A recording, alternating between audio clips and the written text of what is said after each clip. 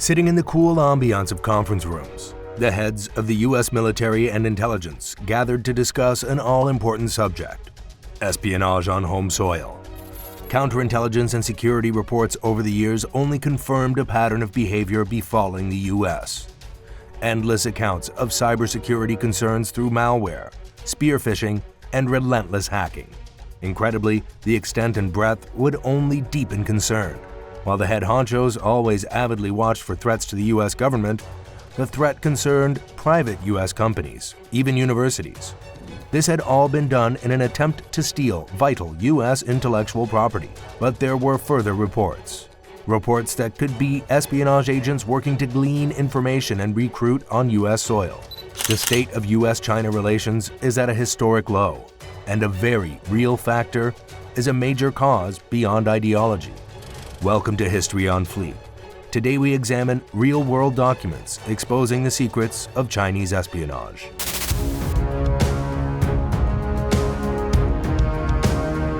Currently, China's espionage has been brought under a firm spotlight. Over just the past 5 years, government reports, intelligence documents, and investigative journalism has brought to light the extent of concern over the matter. The U.S.-China Economic and Security Review Commission has made consistent its alarm of Chinese spy activity. The report details China's activities on U.S. soil, including cyber espionage, human intelligence, and the long-running theme of intellectual property theft. Perhaps most concerning for U.S. authorities, it also outlines efforts from the Chinese government to recruit collaborators and spies in the U.S. The Security Commission's annual report for the last few years has consistently outlined the cyber espionage efforts and hacking to steal intellectual property not just from the U.S. government, but from U.S. companies. While government sources may be an item of suspicion to many, investigative journalism would back these findings. The New York Times 2019 long-running investigation into Chinese hacking and espionage gave greater insight into the matter. The extent of the Chinese hacking not only included the U.S. government but private companies, and even universities, all in the name of stealing treasured intellectual property. In 2018, the U.S. Department of Justice would take definite steps to ward off Chinese espionage. The DOJ indicted 10 individuals for the hacking of U.S. companies and theft of their intellectual property. Within the indictment were specific details on the strategies and tactics used by the hackers. As well as advanced malware attacks was the use of spear phishing, a scam targeting an organization or individual with compelling messages, likely to fool them into sending money or information to their very attacker. Sly and underhanded business indeed. But as has been witnessed globally, one 2018 indictment has not stopped the wheels of espionage from turning.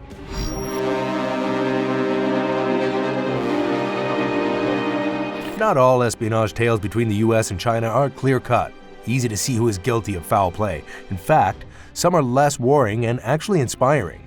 A sound example came in the late 20th century. A Chinese astrophysicist by the name of Fang Lizhi became a focal point for the U.S.-China wrangle over democracy and human rights.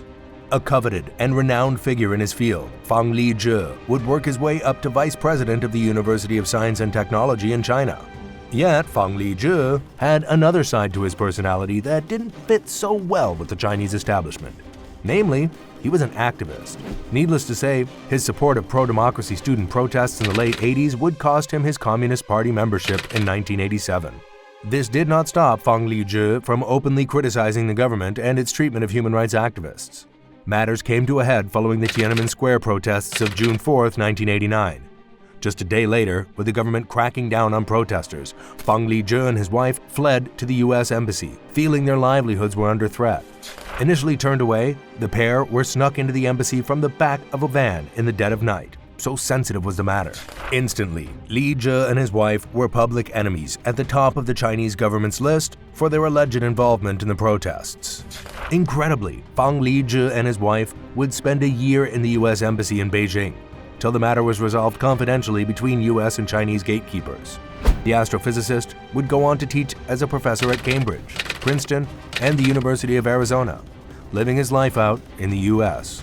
Though his time in the embassy was quite the tale, agents of the Chinese government attempted to break him out on more than one occasion. Once, with a fake TV crew to enter the embassy, one time using ultrasonic weapons to daze the embassy staff, and another by literally drilling through the walls.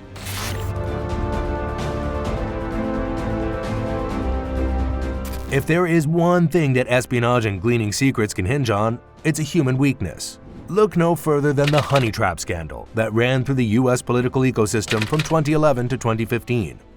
The operation involved a Chinese national named Christine Fang, or Fang Fang, who cultivated relationships across the country's political map at conferences, campus, and fundraising events. According to intelligence reports, Christine Fang used personal charisma and developed sexual, romantic relationships with at least 2 Midwestern mayors across the time period. Saucy stuff! What the Fang findings tell us are the machinations in play with a honey trap. US intelligence states that no classified information was passed on. But this wasn't really the purpose of the exercise. Political information, that which is private but not classified, for example, schedules, habits, social networks, and even rumors, were the information gathered by Christine Fang. Through this, Christine Fang was able to be brought into the circle of some of the top up-and-coming politicians in California's Bay Area, including Ro Khanna, Tulsi Gabbard, and Raj Salwan.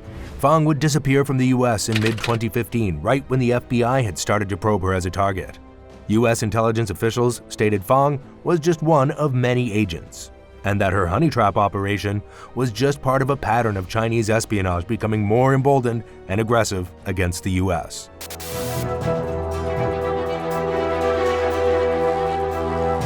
Kevin Mallory is a key example of the headhunting landscape in espionage that stands as a legitimate threat to secure democracy.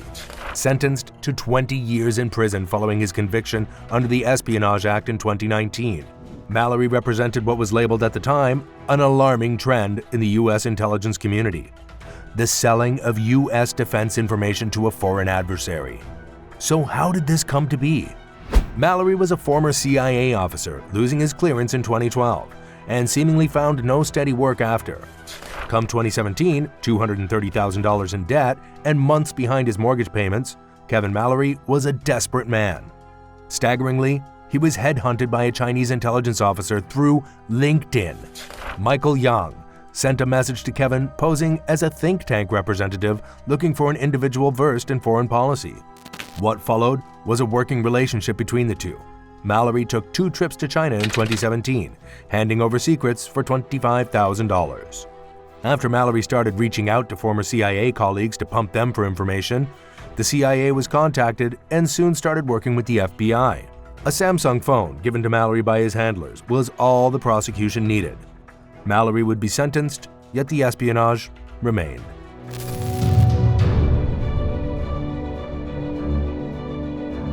While it's been a splash in current news, China has a long and storied history of espionage. Amazingly, its relationship with spying and undercover espionage roots back to antiquity. For example, in ancient China, a time of dynasties and the constant warring to define and, in time, build an empire, spies were in use. Known as shadows or scouts, they were commonly deployed by the ruling class to glean information on competitors and enemies. Beyond the Warring States period, starting with the Qing dynasty, Imperial China came to the fore. The state had officially become an empire. As a unified empire, China had no less desire or use for espionage. If anything, it became systemized. Upon its transition to Imperial China, diplomacy and warfare were significantly aided by the use of spies. Established in the 14th century, Jin Yi was the name of the Chinese Secret Service. As an arm of imperial power, the Jin Yi had sweeping powers and responsibilities, be it protecting the emperor, suppressing dissenters, and of course, gathering intelligence. In more contemporary times, China was a considerable background presence in the 20th century's Cold War milieu. While the world stared at ideological opposite superpowers, the US and Soviet Russia saber-rattling and proxy warring across the globe, China was quietly observing and apparently doing considerably more. China's intelligence agencies were actively engaged in stealing technological information, as well as sensitive military and nuclear intelligence from both Cold War adversaries. This being said, China's relationship with espionage would develop well into the 21st century.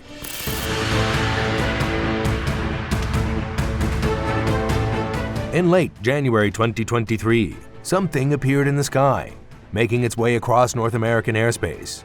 First across Alaska, then floating over Canada, and finally the North American mainland. The first claim came from the Canadian and American military forces, stating that this was clearly some kind of surveillance balloon. China's government would come out to quell fears, stating it was merely a civilian balloon used for meteorological matters. Oh great, a nice little weather balloon. There was kind of a rub with that statement though. One, the US had noticed similar balloons from China being flown over approximately 40 other countries, and this wasn't a little balloon. The balloon in question was 200 feet tall and 45 feet in diameter, approximately the size of 2 to 3 school buses. Moreover, weather balloons tend to be about a quarter of this size and do not last as long in the sky as this aerial behemoth.